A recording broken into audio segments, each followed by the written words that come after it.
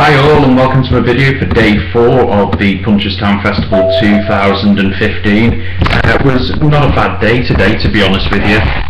Just moved around there and getting really bad glare off the windows. Lovely evening.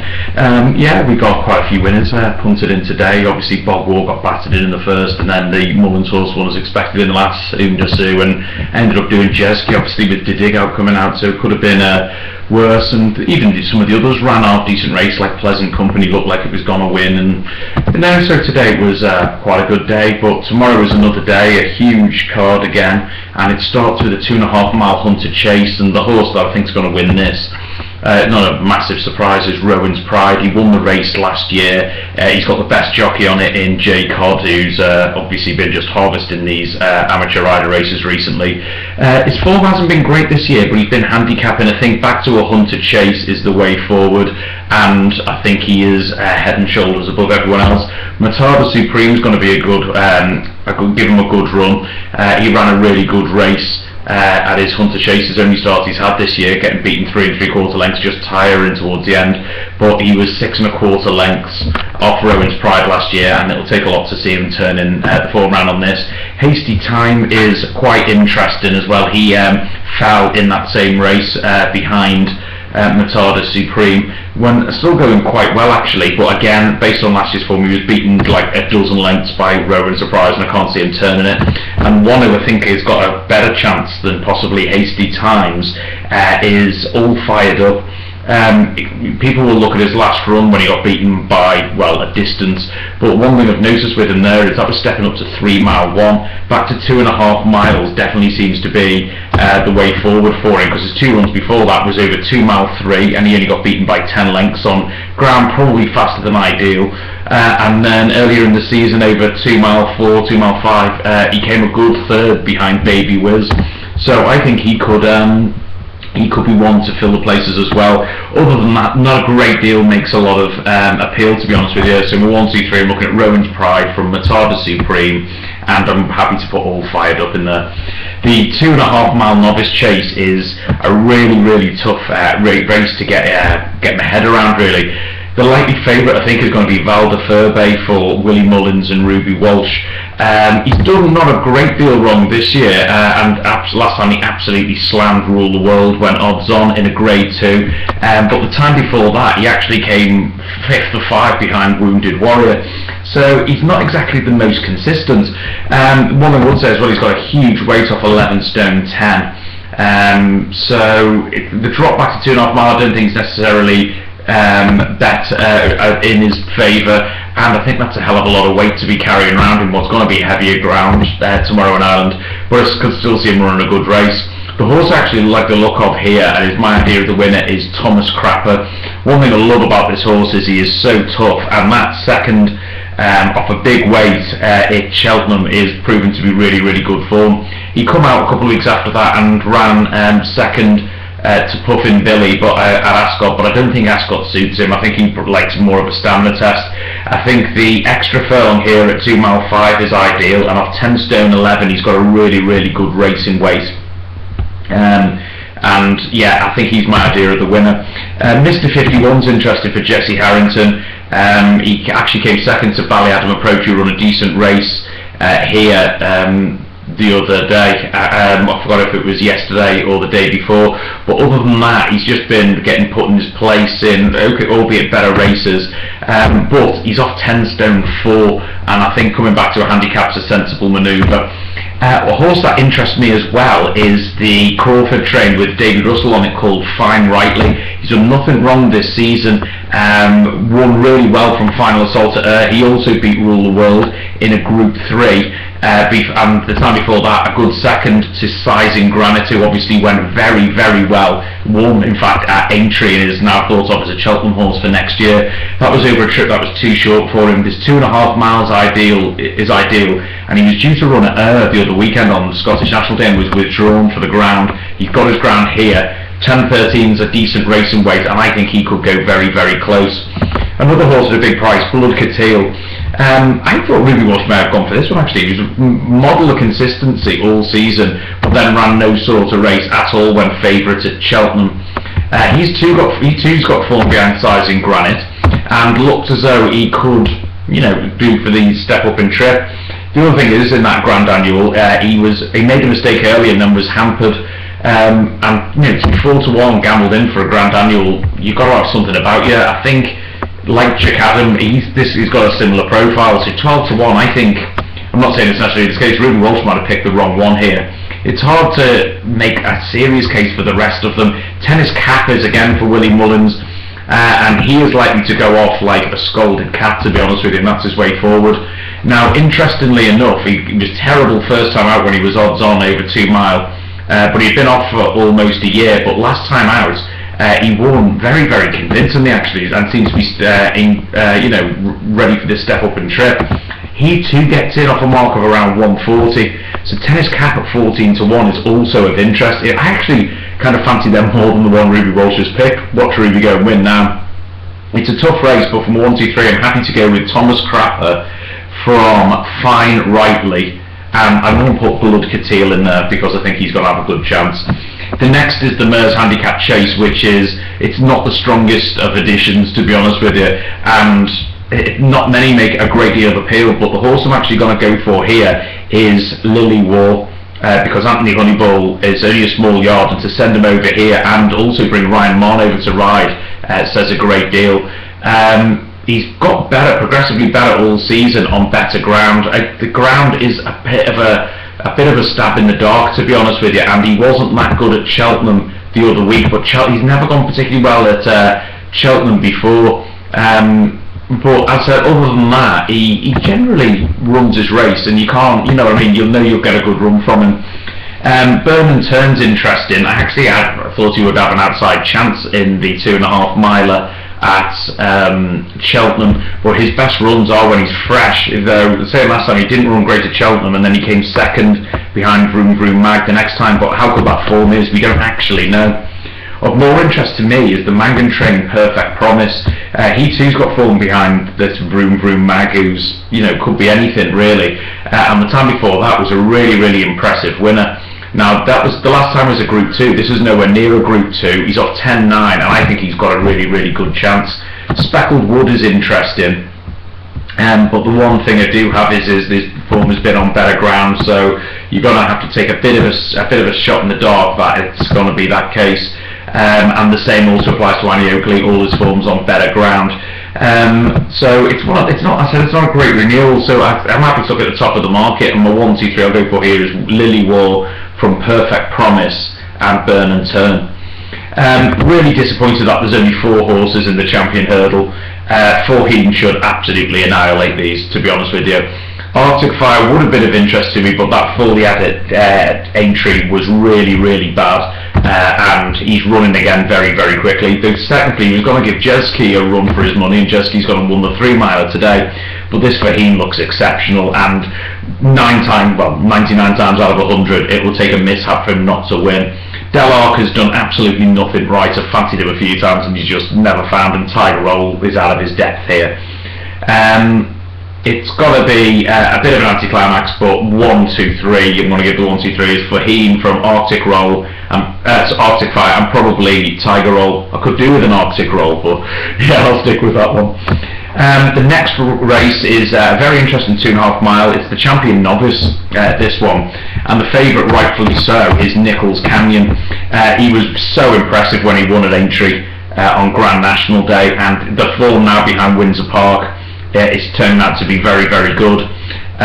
He's proven on yielding ground. In fact, on this type of ground, he even beat Windsor Park earlier this season, and he's rated about £8 superior to everything else, and it's going to take a hell of a lot to beat him, to be honest with you. The William Mullins second string is Sempre Medici, who easily beat Identity last time. Identity people got beaten as favourites, so that let it down a bit. But saying that, before then he run a decent race in the handicap at Cheltenham, and he beaten 12 lengths. But earlier in the season he was beaten a full 63 lengths behind Nichols Canyon, so it's a big ask to suddenly think this horse is going to turn something round. Alpha de Zobo is interesting because on soft ground he run Duvon back in January to 3 1/4 lengths, which is pretty much the most solid piece of form you've got there, and also he's run well behind Black Hercules. He's done well. He was actually only a length down when he fell at the last behind Thistlecrack, at Aintree, and Thistlecrack probably should have won with a better ride yesterday. So if anyone's going to fill the forecast place, I'm looking at Alpha Des Obeaux, to be honest with you.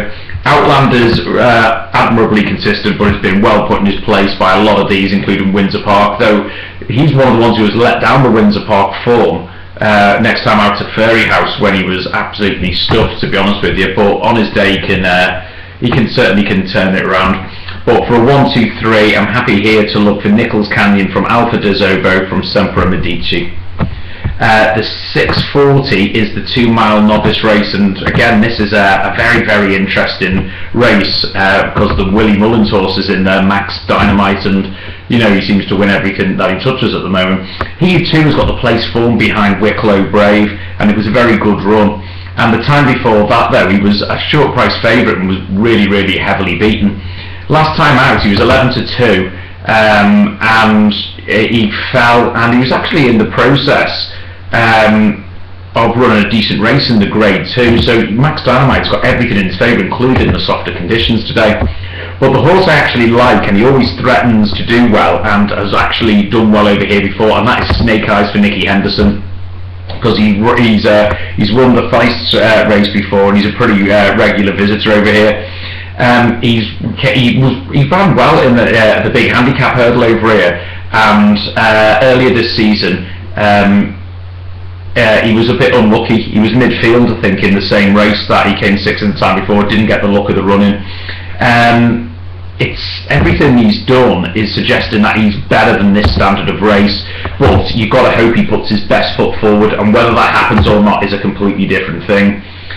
Alton Bay would be of interest, but all of his form's on better ground, but his defeat of Little King Robin's quite interesting for me, really. While Tandem's a Wells horse, so a Dermot Wells horse, so everything you've got to look at he sends out, you've got to look at, really. Though last time he was completely smashed by Nichols Canyon, and his better form again has been on the better ground. But he's been off for a long, long time, and if he's fit, he could run a serious race. Of interest in at a very big price for me is Pyromaniac for Tony Martin. He's had a comeback spin on the flat over 1 mile 2, and actually did well. He was only beaten 3 lengths. But look, going back to before Christmas, he won in an Ascot Grade 3 and was beaten by Bayon. But he did, I don't know what it was that day, he just didn't seem happy. But the time before that, he actually came 3rd behind Vita de Rock, and Vita de Rock went close at Aintree. At Cheltenham, and then went very close as well at Aintree. So he could actually be quite interesting for me at 10 to 1. My 1, 2, 3 I'm going to go with here though is Snake Eyes from Max Dynamite, and I think Pyromaniac I'm happy to put in for something a little bit different. The 7 and 10 as it is, God, they go on all night there, don't they, in Ireland, is another bumper. I think this must be the 6th bumper race that there's been over here. And it's very interesting that Willie Mullins is putting in here an unraced horse, which is called Danny Salamanca. He's out of presenting, which is interesting, and also an unreading here, an unraced half sister to back in front. So it's a real good stayer back in front. So you think the softer ground should be ideal for it. It would seem that this is the number 1 pick, and he's just won the concluding bumper half an hour ago. So the way that they're going at the moment, you're going to have to give this one a lot of thought. But interestingly, there's been money all day, I've noticed, from 14 to 1 into 7s for Billy Hope for the Harringtons. They do well in these type of bumpers at Punchestown, and the fact that there's been money all day is very interesting with no form to go on. The Crawfords, I actually mentioned one of their horses, Wexford or something, or Wexland or something, which got placed at 33 to 1 on day 1, and they've got another one which is running here called Danielle's Journey. Now, it got beaten first time up, which is absolutely fine. He was only beaten quarter of a length and run a really good race, and next time out he looked like he was going to win over at Catterick, but got gunned down late on.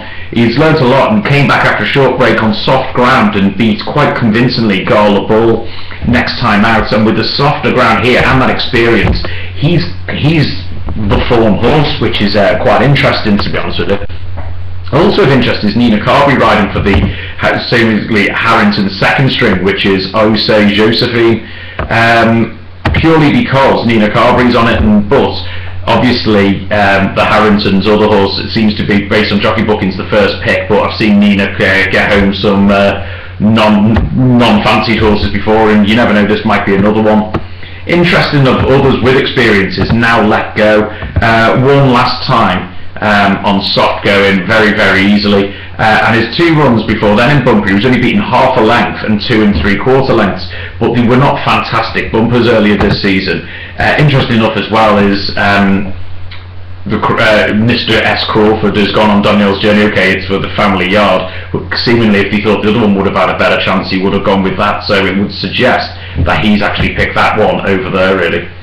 The Brock Inn is very interesting horse, purely because he's been contesting, like he made his debut earlier this season and got beat 28 lengths, which is fine, and then they pitched him into a listed bumper 2 weeks later at Limerick, where he was out of his depth, but ran half decent. He then really dropped his sights 3 weeks ago, and he won hand in chest, really. So if he can actually convert that to this softer ground and he continues on the upward journey, you would think that one's going to go close. But for a 1, 2, 3 here, I'm actually going to go with Danielle's Journey.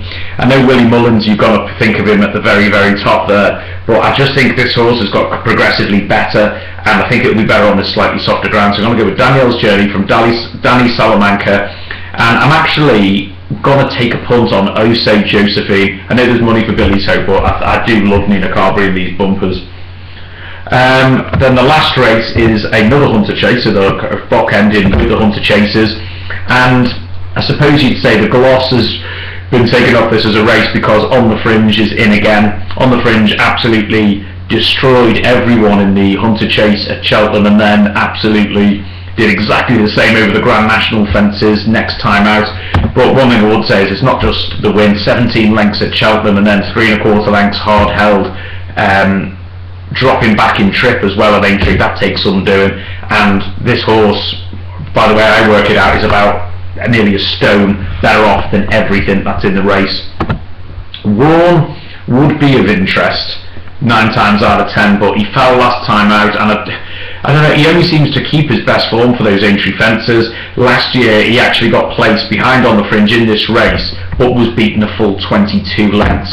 The softer ground here might help, but it's a huge, I suppose you say, jump that he's going to go and turn the form around here. And also interesting, Sam Worley-Cohen usually rides those horses, and he hasn't even travelled over to ride it, so I think that'll give an indication of how much they fancy it. More interest to me than Warren is Pearly Steps. He came in 11 lengths behind Paint the Clouds last year. Paint the Clouds then ran a good race in the Fox Hunters and ran well in a very expensive race in 4th at Sandown on the weekend. He's had 1 run this year in soft ground, and he won quite easily for Ollie Greenall at Haydock. I was actually there that day. So you know what, if he's come on for that, he's relatively lightly raced. On the Fringe, so he's run a lot of races this season. So my gut feeling is saying, you know, this could be the one to fill the forecast spot. Interesting after this, the closest price is 16 to 1, but one thing that is getting it is Mr. J. Codd's here again, riding Vital Plot. Now, Vital Plot ran no sort of race well down the field at Cheltenham last time, but fell when going okay behind Paint the Clouds at the back end of last season. He actually came second in this race last year, but still beaten a full 20 lengths, I think it was, by On the Fringe. So he's got form line, and the card is in decent form. So yeah, he could run a half decent race, as could Zebedee. Zebedee's been running a lot better races this year. He was beaten hands down by Prince de Beauchesne, and then before that, if you look at it, who he's raced against, it's been like the Oscar Barton, who's highly thought of. So they're the only 2 races he's had. This is an easier race, but he's got about 3 stone to find with everyone else. As I said, the presence of On the Fringe is kind of destroying everything else, really. It's an uncompetitive close, so for a 1, 2, 3, I'm actually going to go with On the Fringe from Pearly Steps. And yeah, do you know what? I think I'm actually going to put in Vital Plot purely on jockey booking. So there we go, there's day 4. Let us know what you're doing. Like I said, we've had a few winners so far, and others have run well for us, so fingers crossed we can have another good day tomorrow. Take care, and I'll see you soon. Ta-da.